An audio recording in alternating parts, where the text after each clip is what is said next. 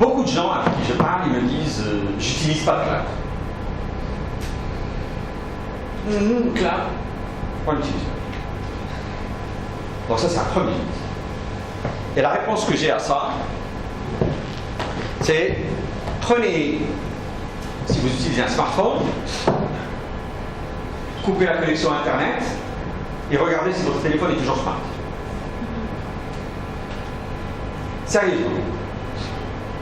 Un téléphone, un Apple, un Windows Phone, un Android les plus sophistiqués, n'a de smart que le fait qu'il est connecté à Internet à du cloud. Sans ça, il n'est pas smart. C'est un téléphone normal qui coûte $20 avec lequel on peut appeler. Pas plus. On est d'accord là-dessus? Hein? Un téléphone qui n'est pas connecté à Internet, c'est pas faire grand-chose sur le téléphone. Rien. Et ça, c'est très important. C'est-à-dire que déjà, on est déjà consommateur. On consomme. Donc, quand des gens me voient en disant ah, nous, cloud, on consomme. Ah bon? Dans quel monde vous vivez? Dites-moi, expliquez-moi. C'est pas possible. Aujourd'hui, c'est pas possible. On est dedans. On le sait peut-être pas, mais on est dedans. Téléphone, tablette, ce que vous voulez. On est dedans. Et on est de plus en plus dedans quand on utilise ces wearable technologies dont on ne se rend même pas compte. Ou alors c'est Internet of Things dont on ne se rend même pas compte.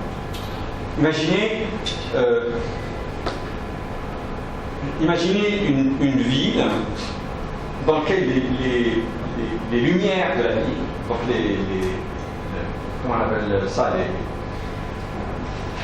l'éclairage public, donc les lampes que vous voyez, d'accord, ont leur propre système, d'accord, qui est connecté à Internet. Il y a des villes comme ça maintenant. Et ces systèmes les rues vont s'allumer, donc ou s'éteindre en fonction de est-ce qu'il y a quelqu'un dans la rue ou pas. Vous imaginez, dans la nuit, des fois on éclaire des rues, il n'y a personne qui passe. Et donc ça coûte de l'énergie, ça coûte une facture énergétique à la ville, dans la nuit. Donc imaginez quand on met de l'intelligence là-dessus, la rue peut être éteinte, et dès qu'il y a une personne qui passe, la rue s'allume toute seule. Pour assurer la sécurité qu'il faut, d'accord, mais en même temps avoir de l'économie d'énergie que la rue peut attendre. Il faut bien programmer ces choses-là. Ça ne s'invente pas, ça se programme. Voilà quelques exemples de ça, et bien évidemment tout ça c'est connecté au cloud. Donc première chose, le cloud il est en nous et on l'utilise au quotidien. La deuxième chose c'est que beaucoup de gens pensent que la discussion de cloud, on parle de cloud, c'est une question de data center. Je crée un data center et je suis dans le cloud. Je fais du cloud. Je fais du hosting, c'est-à-dire mon système, mes logiciels ne sont pas chez moi, je les donne à quelqu'un d'autre, et ça y est, je fais du cloud. En fait, le cloud, c'est un peu plus compliqué que ça. Et ça va m'amener à expliquer ce que c'est.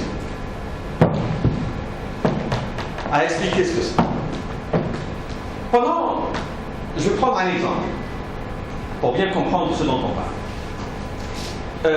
Pendant très longtemps, les entreprises soit avaient les logiciels, leurs applications, leurs services chez eux, dans leur serveur, qu'ils ont quelque part. D'accord?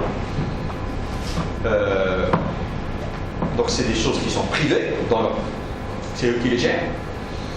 Et je parlais de ces choses-là, des logiciels qu'ils gèrent eux-mêmes, des applications qu'ils gèrent eux-mêmes, développées ou pas. Et dans certains cas, ils disent, je vais les donner à quelqu'un d'autre, moi j'ai pas envie de m'occuper d'électricité, d'énergie, de toutes ces choses-là, de la sécurité physique. Je vais donner ça à une autre société. Le host est pour moi. Donc c'est eux qui vont le mettre chez eux et ils vont le maintenir pour eux.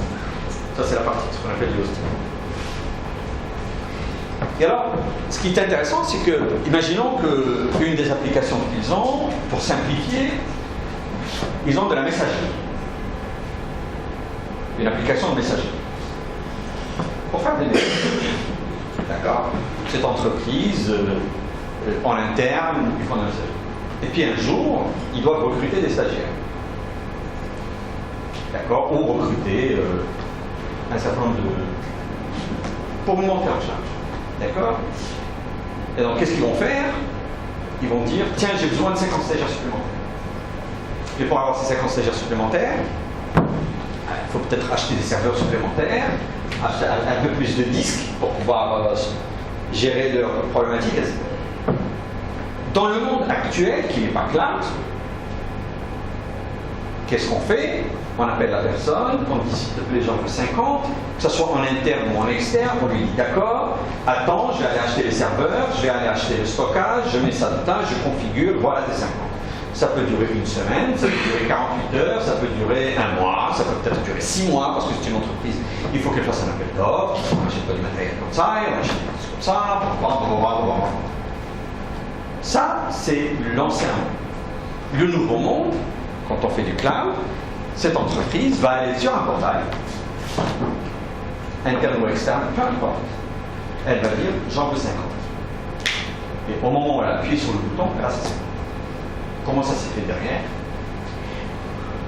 La personne qui l'a demandé ne veut pas ça. C'est pas son problème. Donc qu'est-ce qu'on fait? On fait self-service. Quand vous allez sur Hotmail, sur Outlook.com, sur Skype, sur Gmail, et que vous dites je veux mon adresse, Microsoft ne vous dit pas attendez, il faut qu'on aille acheter des serveurs supplémentaires. On vous sert immédiatement. D'accord? Et c'est des centaines de milliers de personnes qui le font tous les jours. Donc on ne dit pas à ces gens-là, attendez, on va aller acheter. C'est prévu, c'est géré, c'est fait, personne. D'accord? Ça, c'est self-service. Et d'ailleurs, self-service, le stage est fini, j'enlève les 50, je dis, je ne fais rien, je termine. D'accord? J'arrête, je rajoute, je monte en puissance, etc. Cette logique est très importante. C'est une nouvelle manière de consommer du cloud, de consommer de la technologie. On consomme de la technologie à la demande. D'accord? On se sert, c'est élastique. Je prends un exemple, je fais un site web. Je fais un site web, je veux qu'il y ait un certain nombre de personnes qui vont l'utiliser. Je taille pour ce nombre de personnes qui vont l'utiliser en même temps. Un site web, à un moment donné, il y a des gens qui vont y accéder. Et je me dis, allez, il y a 5000 personnes qui vont y accéder. Donc je le taille pour 5000. Qu'est-ce qui se passe s'il y en a 100 000 qui accèdent?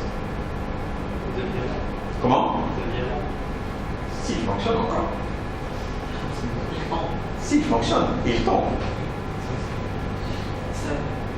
Entre 5000 et 5500, il est lent. Mais entre 5000 et 100 000, garantie, il tombe. Mais maintenant, si je fais pour 100 000 et qu'il y en a que 5 000 qui ont accédé, c'est un peu crétin. J'ai dépensé de l'argent pour 100 000 alors qu'il y en a que 5 000 qui ont accédé. C'est ça ce que les sites aussi proposent. Tu fais pas mal de choix. Le choix de quel propose 500 gigas illimité pour ne pas tomber dans ce problème. Et ça, c'est ces sites qui vous proposent ça, c'est des systèmes de cloud qui vous permettent de le faire. Et ils vous disent, allez, d'accord, à la demande. On s'occupe du reste derrière. C'est à la demande. Donc c'est élastique. Ça monte, ça tombe. C'est comme l'électricité.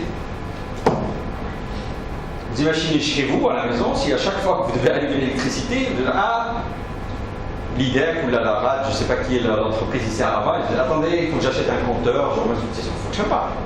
Là, que j'installe un climatiseur, attendez, il faut que je. Non. On allume, on éteint, on paye en fonction de la consommation. Vous voyez, cette logique de consommation, cette logique de je me sers, c'est élastique, c'est mesurable, parce qu'il faut que je facture, d'accord? Je partage des ressources, sont les concepts qui forment le cloud. D'accord? Ce sont les concepts qui forment le cloud. Et j'y accède par le réseau, j'y accède par Internet. C'est important, j'y accède par Internet. Ça, c'est ce qui forme le cloud. Donc ça, c'est Le deuxième mythe, parce que beaucoup d'entreprises me disent oui, nous on a un data center, c'est bon. Mais non, c'est pas du cloud ça. J'ai mes serveurs, j'ai du cloud. Non, c'est pas tout n'est pas cloud. Parce qu'il y a des serveurs, c'est du cloud. Les mainframes par exemple, c'est du cloud.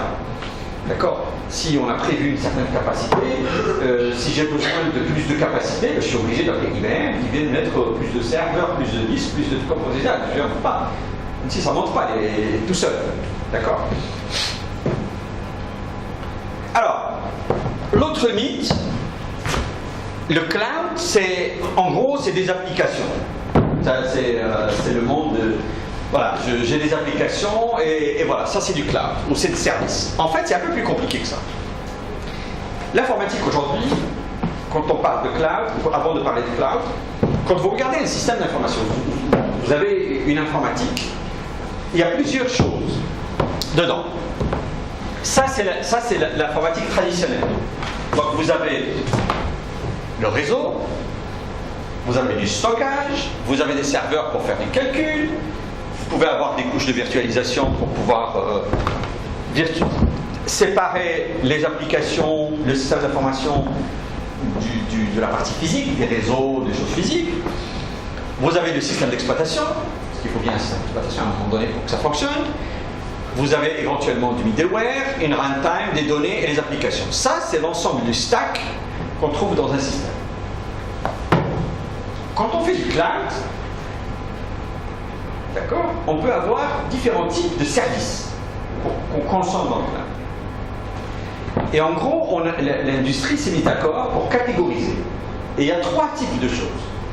Il y a 3 types de services. Le premier, c'est l'infrastructure. En gros, on se dit, tout ce qui est réseau, stockage, serveur, virtualisation et une partie de l'OS, tout ça, je veux l'acheter. En gros, je veux l'acheter, mais le reste, je le contrôle. Donc, par exemple, je développe un site web, d'accord, et ce site web, je veux le mettre quelque part dans le cloud. Et ce que j'achète chez le fournisseur de cloud, j'achète la partie réseau, stockage, etc. En fait, j'achète une machine virtuelle. Mais une machine virtuelle, et c'est la seule chose que j'achète. C'est ce que j'appelle de l'infrastructure. D'accord? Oui. Si on a une chance de sous-traiter notre site, par exemple, si on veut créer son propre serveur avec notre propre matériel, on n'a pas besoin. Si vous voulez créer vos propres. Si par exemple je veux créer mon propre site, je le prends sous-traiter, côté gestion du serveur et tout ça, c'est moi qui va gérer mon serveur. Ouais. Serveur au sens. Au sens, c'est là où je vais stocker le site. Non, est-ce que vous allez, c'est-à-dire vous allez gérer les serveurs au sens serveur physique, le hardware? Non, même au sens software. Oui. Dans ce cas, ce que vous faites, si vous faites ça, vous êtes en train de faire de l'infrastructure as a service. C'est ça que vous faites. Le reste, il est là. En gros, vous allez développer un site web. Vous dites, ce site web, je veux qu'il tourne sur des machines, il est conçu pour tourner sur Linux, d'accord, avec Apache et tout le tralala. Donc je mets tout ça dans une machine virtuelle, je gère, tout ça je le gère, d'accord, et puis j'achète des machines virtuelles chez un fournisseur, Microsoft, Amazon, peu importe, d'accord, et ils vont faire tourner ces machines virtuelles pour moi.